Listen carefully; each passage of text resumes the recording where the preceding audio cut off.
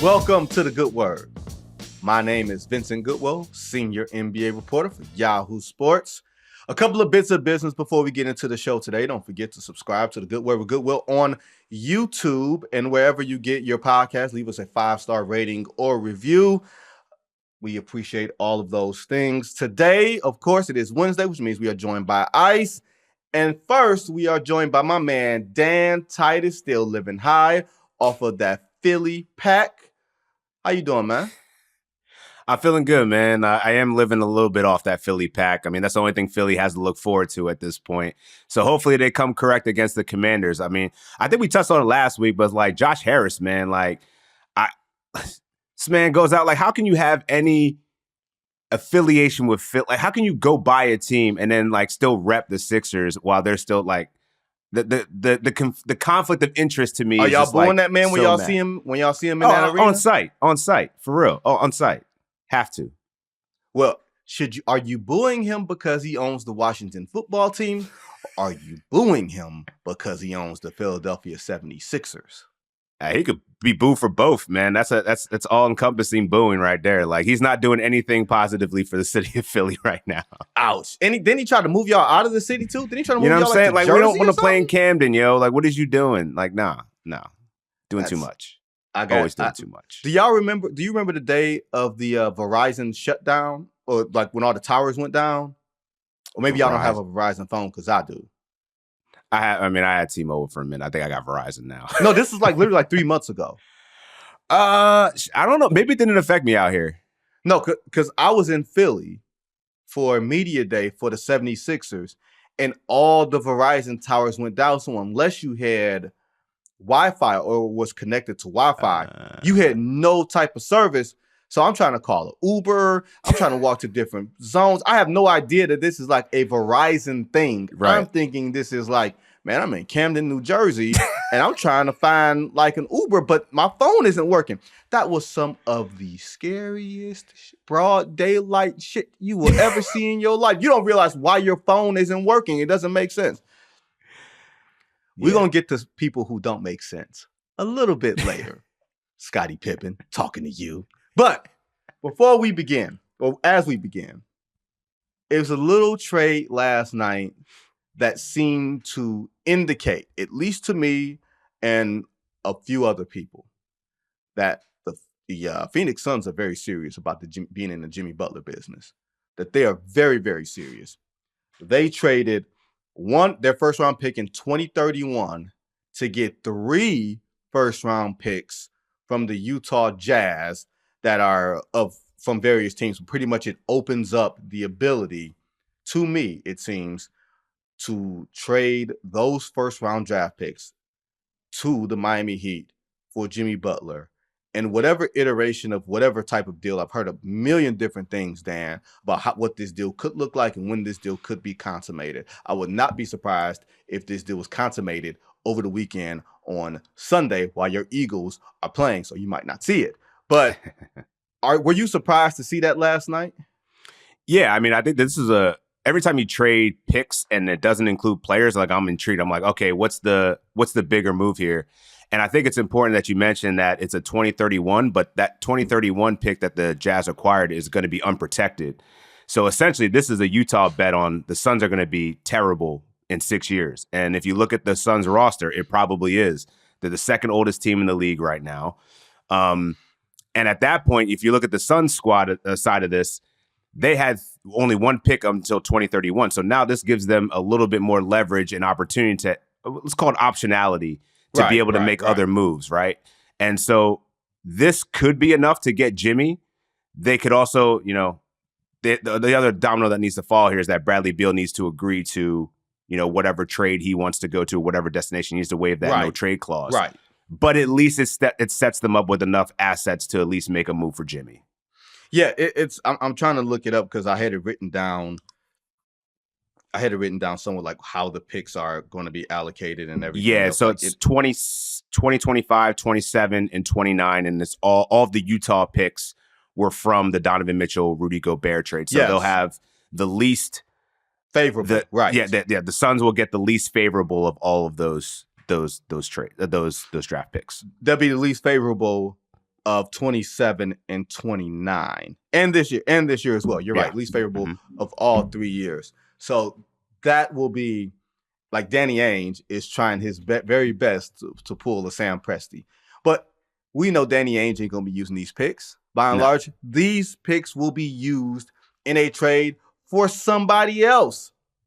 Whether it could be a superstar, like it could be, the Cooper flag of the time, the Cooper flag of that particular season. But by and large, when you see future picks being acquired, that's why I'm not too worried about Oklahoma City having all the draft picks in the future, because the roster only holds so many guys. You can't use all the picks, but you can aggregate these picks for players on rookie contracts. That sort of resets the clock, because we know Oklahoma City is a low revenue team. They don't want to go into the tax. They don't want to go into the aprons. So they're going to have to keep resetting their clock and hopefully for their sake, staying competitive around Shai Gilgeous-Alexander and Chet Holmgren and everything else. I know we just went down a little bit of a rabbit hole, but for the Suns, this presents a path to get Jimmy Butler. And Jimmy Butler is King Troll. He was wearing some shoes last night in their game against Portland that had Phoenix Suns colors. It looks very much like when Jimmy Butler says it's time to go, it's time to go. And it is more than time to go there. It looks very much like the Suns will be willing to give him a 2-year extension to pay him the money that the Miami Heat will not pay him. The question I have for you, because here's what I've also heard as I turn it over, Dan. The Milwaukee Bucks could very well be involved. I've heard that Bradley Beal could wind up being rerouted to Milwaukee. I've heard that he could also stay in Miami, even with that hefty salary, but having those first-round picks as sweetener. I've heard the Toronto Raptors could be. There's different iterations of this trade that could happen for teams that want to get in for salary cap relief, or they want to be a little more competitive, or they want to throw picks in. Like, this is such a huge and complicated trade that it could form many different iterations between now and Sunday. And I think that's the intriguing thing, because I do think there's a buzzer on this, right? Yeah. And I think there has to be a point where you have to say, all right, whatever the trade is, we're moving, and whoever's in is in. Yeah, this is going to have to be a multi-team deal here, because I don't know if Bradley Beal necessarily. Actually, I think it's more Pat Riley. I don't know if he wants to take Bradley Beal at this point, but the Milwaukee Bucks have shown interest in Bradley Beal back when he was on the trade market. And then also, you look at where the Bucks are. Chris Middleton isn't the guy that he was, or what he needs them to be a real championship contending team. I don't know that Bradley Beal stepping in there necessarily puts them there either, but it's a better bet than Chris Middleton. It's a better fit. Beal's a better fit in Milwaukee playing with Giannis and Dame than he is in Phoenix. Totally agree. And so now, where does Middleton go in that? Because the other side of this is like Miami can't really afford to tank, or else, their 2026 pick becomes unprotected to the Oklahoma City Thunder. Or 2025, excuse me. So each team kind of has their own nuance of what they need to do and what they need to accomplish. And with so much money and the amount of players and the marquee names that are attached to this is going to be very complicated. But I agree with you. I think it's going to be settled by Sunday. Like, the way that the Suns made this move, that's only going to facilitate, let's get this deal done. If you look at the Miami Heat, they've been vocal about, we just need to get this distraction away from the team. They're 21-21 they're hovering around 500 at this point. Yep. So yeah, both teams need to make moves, and I think this is gonna happen sooner rather than later. We're having a lot of discussions about teams that are 500. It's amazing that we are. Like, the one thing I will say about the Suns is this, Dan. When Kevin Durant plays, I believe they are 21-10, right? They're 20 and 12. Excuse me, they're 20-12. They lost to Cleveland on Monday, I believe. They're 20-12 when he plays. That's a pace that says, oh, you're the second, third best team in the Western Conference. The problem is Kevin Durant is 36 years old, and he's got these injuries, not injuries, Dan, that are in his near past, but they're injuries that are on his body throughout the course of his life. You know what I'm saying? The Jones fracture from 2014-15, the Achilles from 2019, the MCL, I think, in 22. Now he's got the calf, the nagging calf thing. Yeah, so it's like the Suns are going all in. Like we talked about Golden State not going all in. Matt Ishbia is saying all money and even more. When you add Jimmy Butler, let's just assume the trade is happening. If you add Jimmy Butler, when you add Jimmy Butler to Kevin Durant and Devin Booker, and they added Nick Richards last week in a small trade that I think could actually wind up paying some dividends for them. How do you see this working out for them on the floor, assuming this gets done?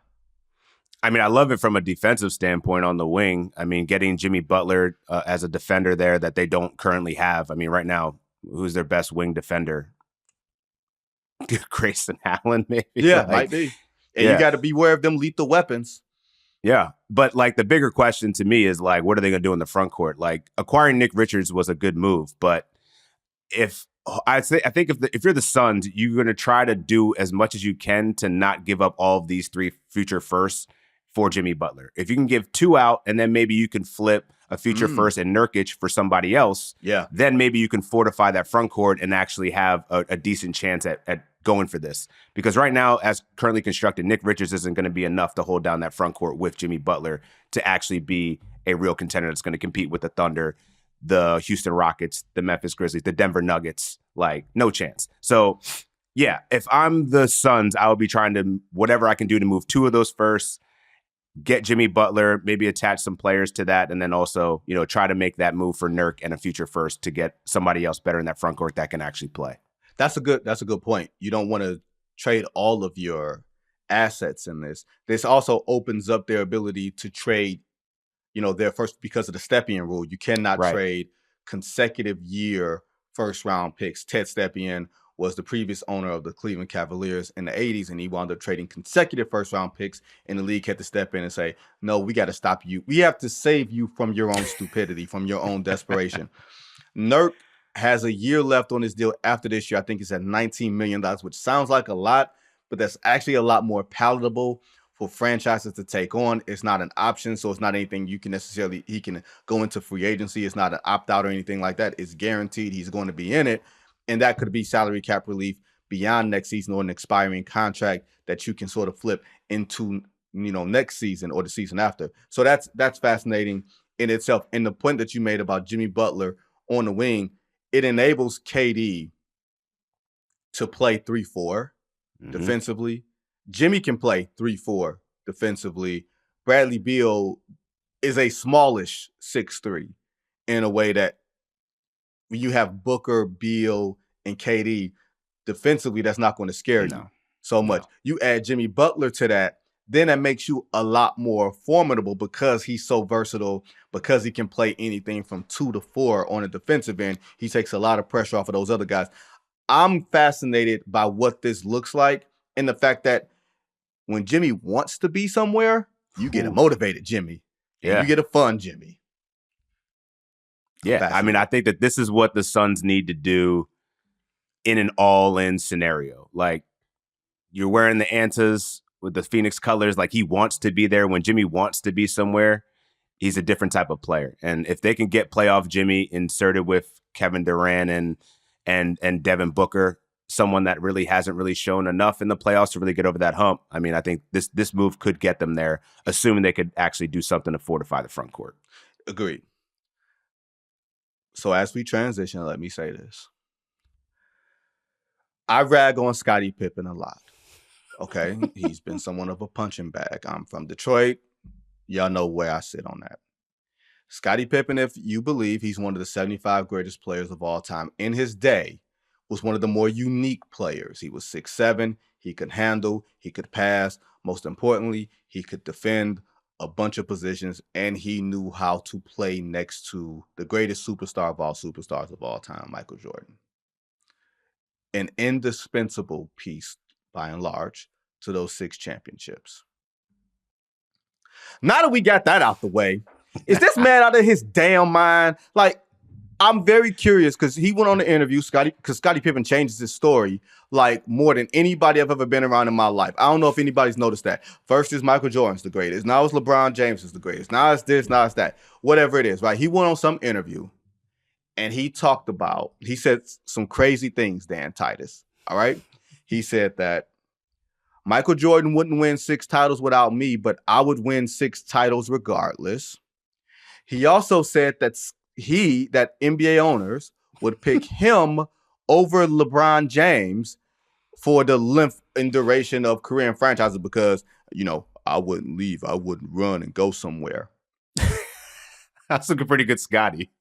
Yeah. Trust me. I've been mocking Scottie for years.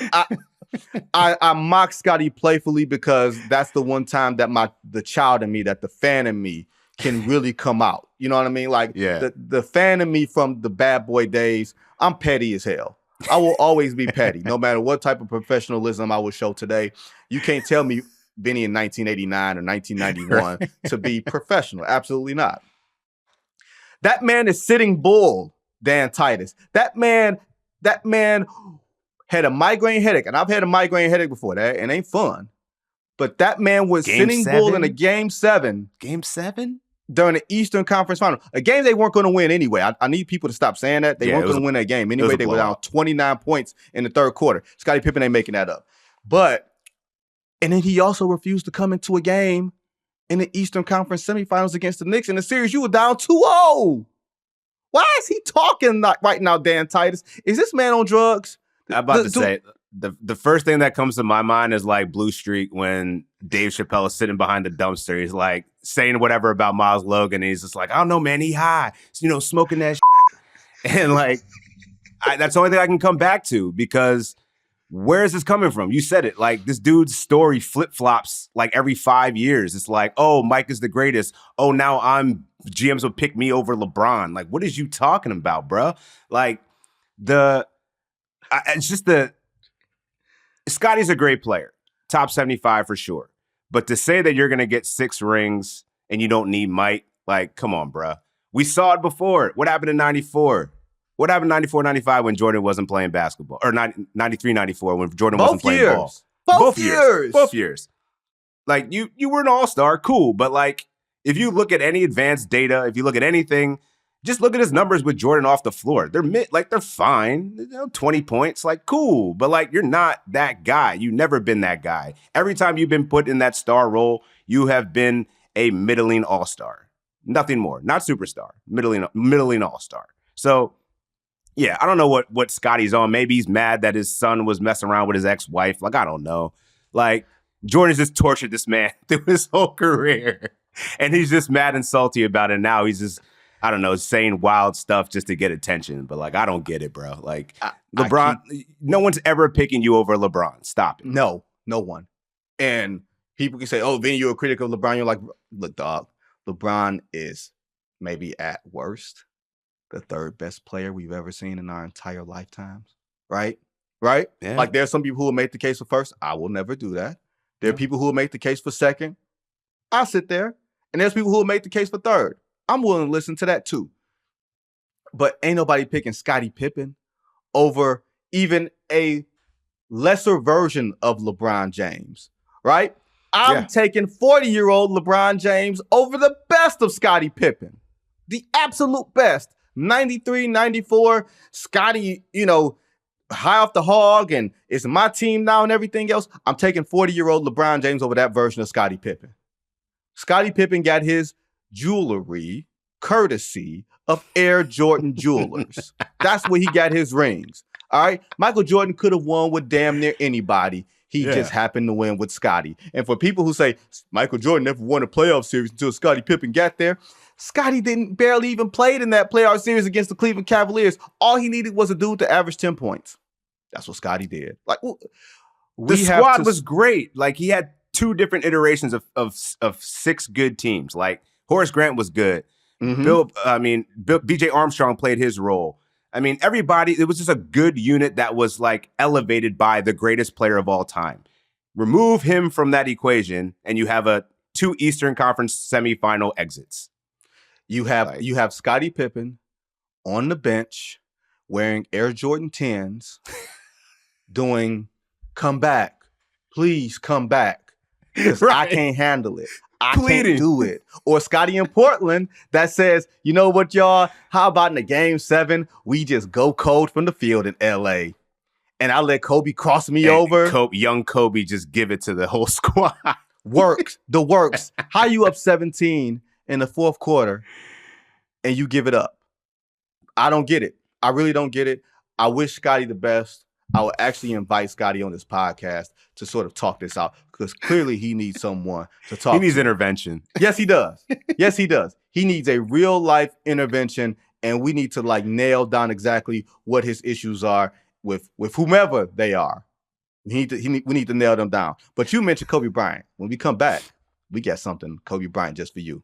Introducing Daily Draw, the latest free-to-play game from Yahoo Sports. Daily Draw gives you a pack of 6 prediction cards every day based on the day's biggest sporting event.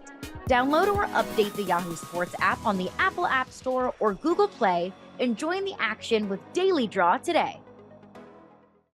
Back here on The Good Word with Dan Titus. Dan, today, I'm not sure if people know this. It is, January, 22nd? 22nd. Mm-hmm. So January 22nd, 2006. I'll remember where I was because I actually attended an NBA game that night because I was in college and I got some free tickets, like all the way up in the nosebleed. What a right? W. Oh, my God. I thought I saw, this is going to be the highest scoring game of the night. Tracy McGrady of the Houston Rockets scored 40 on the Detroit Pistons. I was in college. I got some free tickets. I went. That wasn't even half of the highest scoring game that night because Kobe lit up the Toronto Raptors for 81 big of them things, right? 28 of 46 from the field, Great. 7 of 13 from 3, 18 of 20 free throws in the game that they were down by like 15 in the second quarter or whatever. Like, what do you remember from that game or even that period of Kobe Bryant? So I was in college too, and I remember the game because I was surprised that the Raptors were smoking them. Mm-hmm. They were down by like 18 going into the third, and Kobe was having this really good game, like just efficient as hell. I remember he was like had an active streak of the most free throws made for in franchise history or something like that, like 60 something in a row. But then when it turned to the third quarter, you just saw this different, like something snapped in Kobe. Because he was putting on the clinic in the first half, but it was mostly like attacking the basket, mid-range, going to the line. He started just launching from 3. And I remember the one shot that he had over Mo Pete, and I think there was somebody else that was trailing it. He pump faked twice and like hit this ridiculous shot. And it was like, all right, this guy's not going to miss the rest of the game. And for him to go on a span, like I think he scored 55 in the second half. Yeah. He scored like 23 in 9 minutes. It was like I was witnessing, like I've only seen like probably 2 or 3 60-point performances before that. And the Kobe had done it earlier that year. Mm-hmm. But that was a stretch of Kobe's career that I was like, I remember him giving like any given night, he's giving you 40. Right. And he only did that a few times, I think, in that span. But I think he ended up averaging 43 over the course of that month. But I think he had dropped 50 2 games before that, like 48. Kobe was so locked in at that point. I was like, yo, this guy might actually score 100. Because there was a time he dropped 62 in like 3 quarters, and he was like, no, don't put me in. And sat out and did not play like in the fourth quarter. Like I'm looking at Kobe. I'm on Kobe's basketball reference page. And just from this season alone, I'm counting one. Let's see, from all the way down. He literally, Dan, had, if I'm counting right, like 23 games of 40 points or more that season. Like the binge that he was on, don't get me wrong, unabashed chucking, right? Chucking. Man was chucking like it was no tomorrow. But when you're on a team, as I look at this box score, and I remember this Lakers team, Lamar Odom, who was no aggressive offensive player, really good all-around player, but no aggressive guy. Smush Parker, who we got all the jokes for. Smush. Kwame Brown, who we got all the jokes for. Chris Mim, Devin George, Luke Walton, Sasha Vujacic, Brian Cook, and some chap named Devin Green who played all of 4 seconds in that game. Maybe when Kobe came and sat out, Devin Green came and sat and played, and that's like a trivia question. But I remember looking at, like I was on YouTube early just to like refresh my memory. Yeah. I remember him going to the basket a lot. You know what else I saw a lot of in that game, Dan? A lot of long twos. Like a lot of twos that were, as much as he shot 13 threes, he took like another 3 or 4 20-footers that was like a foot or two in front of the line. Like he was just, I have a saying, Dan, there's some players who are parched and some players who are thirsty. That man needed shots like he was in the Sahara Desert and water was a mirage. He was like, bet we down 16, we down 18. I get to fire away. Y'all ain't touching the rock. Just give it to me. I'll you got a better chance of touching rock than touching the rock that night.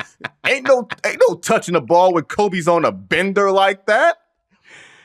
I will say this, Dan. I'm gonna see if you rock with me. He's not a better scorer than Michael Jordan because Michael was a much more efficient scorer. He got to all the spots and everything else. Kobe was a better deep range shooter. So I think that made him a better binge scorer, if you would say. Like Kobe lacked conscience in a way that even Michael Jordan, who's a total basketball sociopath, right? Yeah. Kobe's a different type of, like, 3 people on me, I'm shooting. Mike might give that thing up and try to get it back and relocate. Kobe like, man, I'm not passing to these dudes. They might do something stupid like dribble. No. I mean, so I don't know if I could go that far, but I think it's very, very close. Because like Mike never touched 70, right? And for Kobe to go get 80. 69 was the highest that Mike had. He 16, and that was an overtime game, I want to say, against Cleveland in 1990. But if you look at over the totality of both of their careers, I think Jordan's got way more 40-point games and 30-point games and all that. But I think the way that Kobe got his tend to be like more difficult. Like he made hard shots look easy. Jordan did too, but as you said, like he would reset, get the ball back, do whatever. But like where Kobe would be like pump fake, spin move, pivot, fade away in the corner, makes it. And it's crazy because I think it kind of revived Jalen Rose when he was just in the name of basketball circles, just because like he got cooked so bad that to only make a commercial later about that was just like, that was one of the best ESPN commercials they ever made. Yeah. 81 olives. Yeah. I think Kobe, the difference between Kobe and Mike, at least from a scoring standpoint, was this for me. Kobe could make any shot. Because he would take any shot. Like you said, 3 guys on him, pump fake, whatever. He would take any shot, miss any shot. Mike always got the shot he wanted. Mike would pick a spot on the floor. Yeah. And I'm getting there in 1 dribble or 1.5 dribbles or 2 dribbles. If I'm getting to the basket, I'm getting there. He was just so much more athletically gifted than Kobe Bryant, in my opinion. He had bigger hands. He was quicker. He could jump higher. All of that stuff. Like Kobe was more... Kobe had to rely more on, I won't say trickeration because that's demeaning, but Kobe had to rely more on the exact footwork and playing the angles the right way. Michael is like, man, look, I'm getting there and there's nothing you can do about it. Like I have the big joker. If you ever played spades, I got the big joker on my head and I'm throwing it down and I don't care what you have. I have the big joker and I'm not worried about it because I also have the little joker. I don't think Kobe had big and little joker all the time. No. But I think also if you look at the way Kobe won those 2 championships after the three-peat with Shaq, that was also a different version of Kobe that I think we never really got to see Mike, because Mike was always winning chips with like what you would call a stack roster, playing against plumbers, as the young kids. We are not calling those dudes plumbers. None of them are plumbers. No, we are not calling those dudes they were plumbers. Not. They were hardly plumbers. But Kobe learned how to lead, and I think that was one thing that there's a couple of things that I captured from Scottie's conversation. I was like, he has some realism left in him. One was that his good was Magic Johnson. And I think if you talk to a lot of old heads like my pop, his favorite player was Magic Johnson too. So I get, if that's your GOAT, that's fine. I'm not going to contest it. Right. The other thing he said, that Mike wasn't a great leader. And by all accounts, he probably wasn't, but he did what he needed to win. Was he your friend? No, but he figured out a way to win. I think Kobe figured out if he was going to win, he had to do it, as being a leader, talking up Paul Gasol, Metta World Peace, Lamar Odom, making them into championship players. That was Kobe raising the floor. And I think Kobe, needs more credit for that especially when he did it at that point in his career. Because he was like, I mean, the younger heads were coming up on his tails. Like LeBron was emerging, a lot of younger players, and he still got those 2 rings. So as much as like Jordan is better and he lived in the shadow of Mike for all of his career, he did damn well for himself. And he's the closest thing we ever see to MJ. Look, I always say this, and this is no shot to Kobe Bryant because on Monday we get a special episode about Kobe Bryant. So this is not an insult. Mike is cherry Coke. Kobe's Diet Coke. They're both Coke. Yeah. You know the difference. Yeah. But I think in those 2 seasons without Shaq, those 3 seasons without Shaq where he didn't have any level of stacked roster, Kobe, we got to see Kobe in full bloom in a way that he was no longer like restricted. And then Kobe also got a chance to see what it's like. Oh, man, this ain't really that fun. It is fun, but how fun is it if we're not making the playoffs and we're going home in round 1 because I don't have guys playing next to me like the roster that I just mentioned to you guys. So it was a fascinating period in Kobe Bryant's career, and it reached a crescendo with 81 points that day. It's still amazing to consider that the man took 46 shots. Are we going to see 80 points again? Ooh, are we going to see 80? I would say yes, because remember Luka scored like 73 last year against Atlanta. Donovan dropped 70. And it looked easy because the rules, if we don't change the rules, if we don't allow for more physicality on the perimeter, which I think there was a lot more physicality even for Kobe Bryant because the floor was more compressed and Kobe had to navigate in smaller spaces. Now there's so much more space to cover. There's less impediment for guys as far as getting to the basket or shooting threes. If they want to pull, they'll just pull. So if a guy gets on the heater, he'll do it. My fear is that one of these coaches will, or one of the nerds will say, hey, we should pull player X out because we got a game in 2 nights and we need to sit him down. That's the fear that I have, that somebody will be on a heater and somebody will arbitrarily say, oh, he's at 35 minutes tonight. We need to pull him. Yeah, I think we'll see 80. Then I tell you, who ain't pulling a player out of the game? Tom Thibodeau. Get 120 if you want to, baby. You playing these 40 minutes. Dan Titus, my man, appreciate you, bro. No doubt, Vinny. It is now time for my favorite part of the week with one of my favorite people, Ice Young, joining us for the last word. Ice, of course, you got 1,000,001 jobs. Where actually are you right now? Yes. Hey, fam. Right now, I'm in Providence, Rhode Island. I'm coming off a swing where I did 4 studio shows and games in the last 6 days. So I'm ready to come home. A little tired, but happy to be here as always. How are you? I am wonderful. We can discuss other things off the clock because, we got to talk about them off the clock. But while we're on the clock, Ice, Unrivaled has begun. The ratings are good on TNT.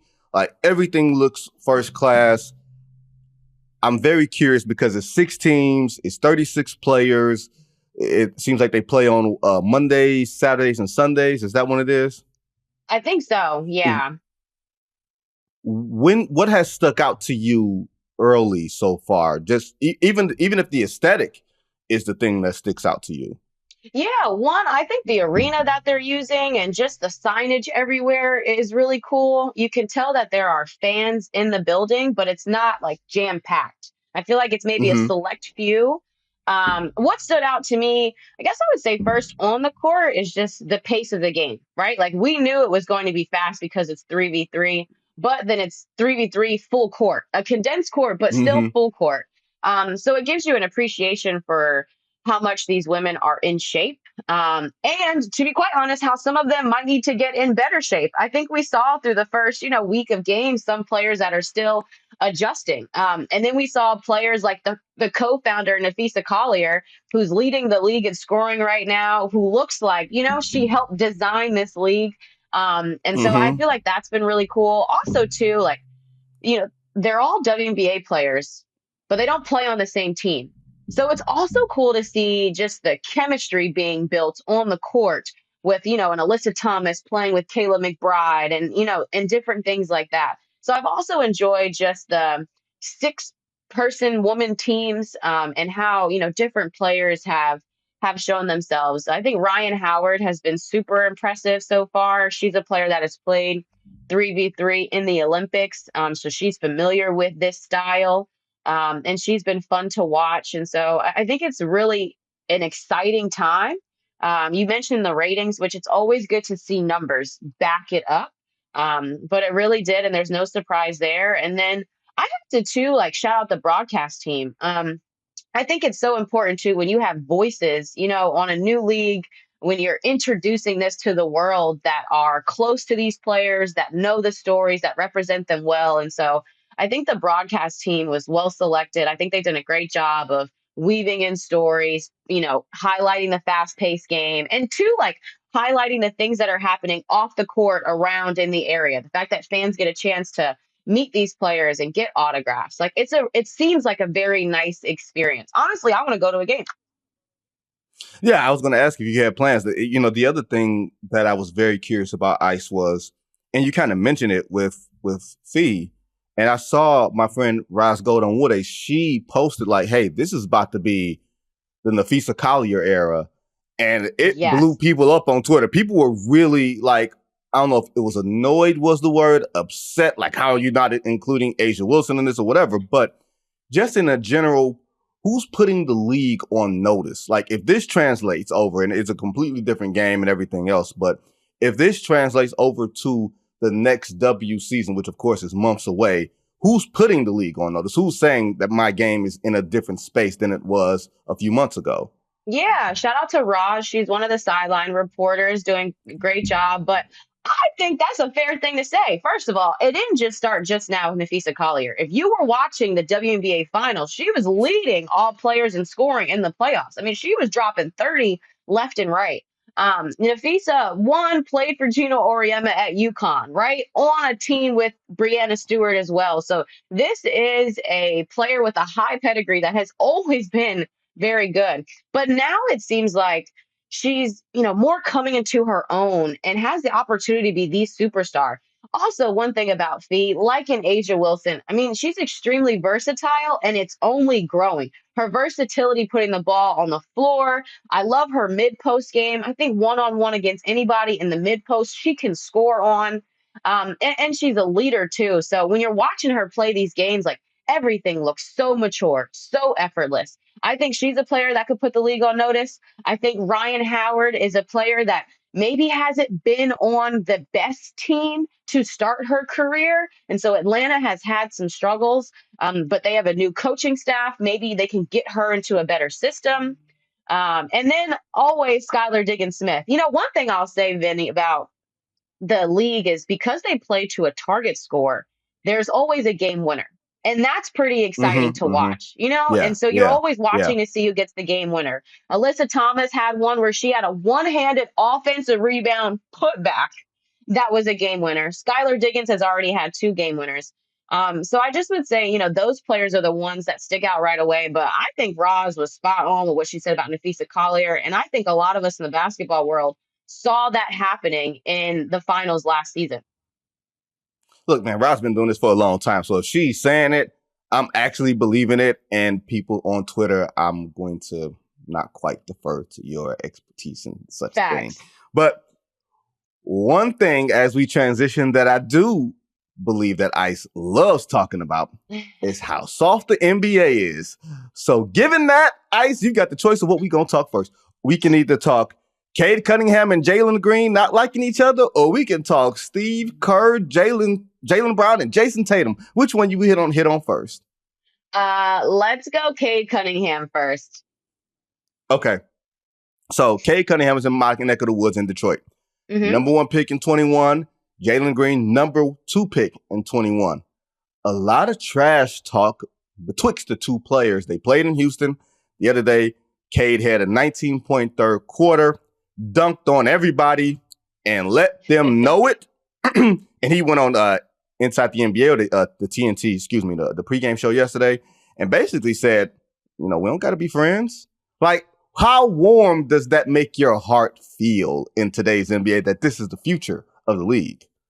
I was grinning ear to ear because we don't have to be friends. All we have to be is respectful.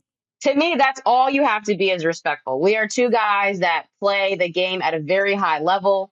Cade also had mentioned that him and Jalen Green have been compared since AAU days. I mean, that's a Mm-hmm. lot of basketball to be compared to someone over a decade or two almost.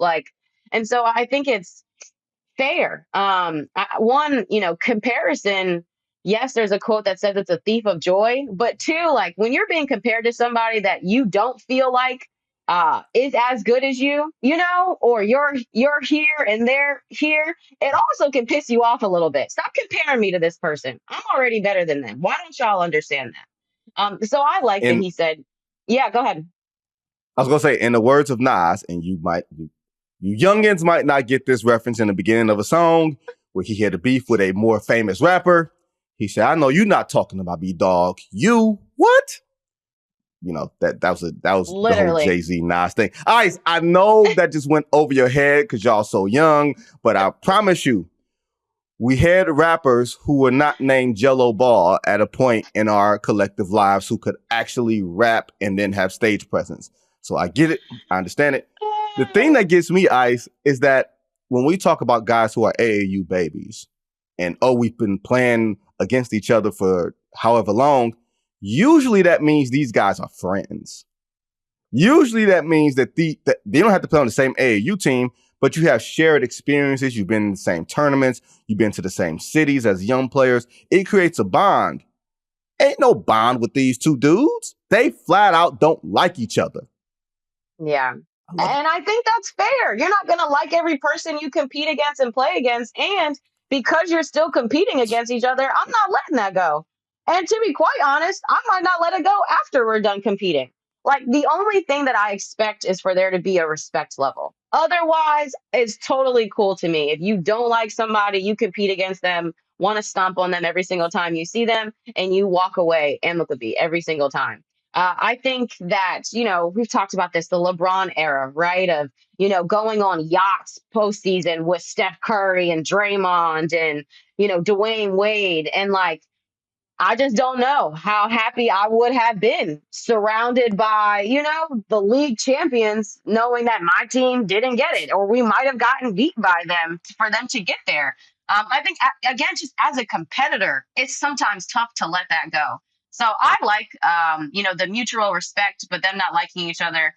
Again, we've talked about the NBA being a little soft in this way. So I think also in a time too in which, ratings are down, you need storylines like this to get people to tune in. The real hoopers of the world and those, like you said, if we tune in for entertainment, not the nice stuff.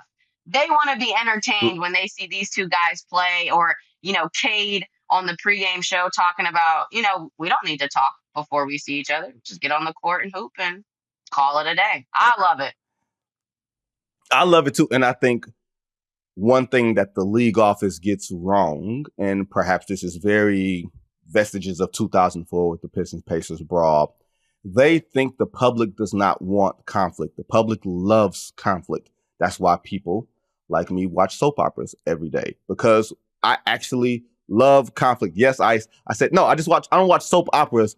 I watch one soap opera that I've been watching probably longer than you've been alive.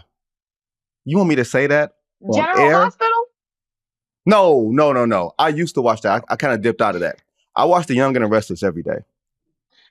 Me and Vic, I feel like I am in the world of Victor Newman. If I got to meet the Eric Braeden who plays Victor Newman, I feel like I could work for him and be like his black bodyguard or something like that. You know what I mean? Or you could give me a love scene. I used to watch that. I only watched it when I was getting my hair done because my braider would watch it when I was a kid. So I got to watch it. That's cool. I support that. Yes. I'm all in it. I ain't ashamed of it. I was going to say, no, I'm not ashamed of it at all. Now, speaking of soap operas, because we left this last one on the table, Jaylen Brown was not selected for the U.S. men's Olympic team. Jayson Tatum was selected for the U.S. men's Olympic team, but it was like he might as well not have been there, right? The Boston Celtics go into Chase Center waxed the Warriors by 40 points. It might have been the worst beating at home of the Steve Kerr era. And after the game, it looked very much like Steve Kerr was trying to greet both Jaylen Brown and Jayson Tatum. And Jayson Tatum, you kind of see someone in your periphery, but you don't want to acknowledge them because you ain't trying to see them. It looked very much like, oh, I ain't trying to see this dude. I got beef with this dude. I don't know if that's beef that I'd necessarily abide by if I'm Jayson Tatum, to be perfectly honest. But where do you sit on this? I agree. First of all, here's what I'll say. It's understanding for Jayson Tatum to have a little bit of beef, right? You went all the way to the Olympics. You played, I think, 11 minutes or something like that. But he played more than that. But your team still won a gold medal. Right. Like, at the end of the day, the goal was accomplished. And obviously, we know who he was sitting behind. Steph and LeBron and KD, who, hey, if Jayson had played more, they might have came home with silver. I feel comfortable saying that. So I understand, again, as a competitor, the beef that exists. But then there's the respect factor that you don't know what's going to happen in the next 4 years. You don't know who will be the coach. You don't know how much of a role Steve Kerr will play. And so it's just important to be, respectful. It's just important to be respectful. I will say in the clip, obviously he's talking to Steph, and so they're really close, but you can tell that he didn't really, turn to Steve, look at him, maybe even acknowledge his presence. It just was kind of like he was locked in to, his conversation with Steph Curry, didn't say anything. But on the other hand, though, I do think Steve Kerr walked away like, oh, I felt ignored. I felt like nobody wanted to speak to me. I'm going to tell you like this. Ain't nothing them dudes talking about that is that damn interesting. Okay? Facts. One, Steph Curry just got his ass kicked by 40 on MLK Day. Ain't funny.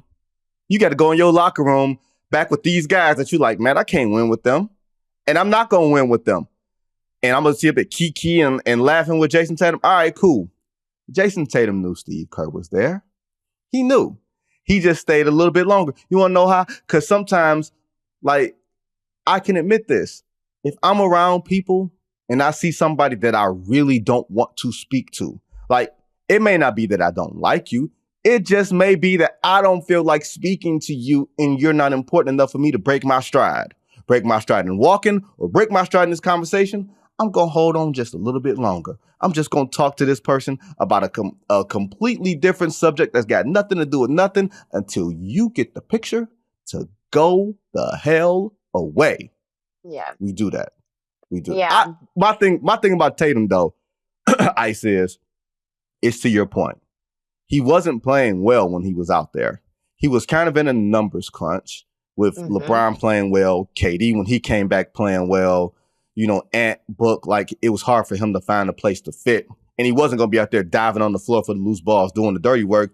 Jayson Tatum wanted to dribble the air out the ball. That wasn't going to happen. And the Olympics were not this sort of dream team. We're blowing everybody out and everybody's just happy to be on the same floor with us. Everybody was coming to win. So I'm with you. I do think Steve Kerr is not going to be the coach for the team in 28 in LA, which is going to be a completely interesting thing. And Tatum should be in position to be, a better player, right? Or a better fit for that Olympic team. Yeah, I mean, with, some of the older guys that probably won't play in the next Olympics, it should be one in which he's one of the main focal points on the team, right? Barring no injuries or nothing crazy happening before 28. But it's just so interesting, too, the little pettiness and drama that exists, just... I get not wanting to speak and, Steve Kerr kind of walking away, but it's just a little pettiness too. But also I'll say this, the L I just gave y'all speaks loud enough. I'm getting my lick back. If I'm Jayson Tatum, that's what I'm thinking too. I got my lick back. I'm out of here. Every time I see y'all, it's blood in my eyes. It's red. I'm out here to kill. I got no problem with beef. For some reason, the only person in the NBA annals that's allowed to be petty is Michael Jordan. Somehow, he's the only person that's allowed to have beef, that's allowed to figure things out and look a certain way. I'm all for it. You ain't got to like each other. You ain't got to sit on the same, you ain't got to do anything together at all. I live in Detroit. Y'all know where I sit on certain NBA beefs. If you don't know, you should know. Either way, I want more of it. And in 28, when LeBron decides that he's playing in yet another Olympics, then Jayson Tatum's going to have to deal with this again. That, ladies and gentlemen, is Ice Young. Ice, thanks again for my most fun 15 minutes of the day. Appreciate you as always.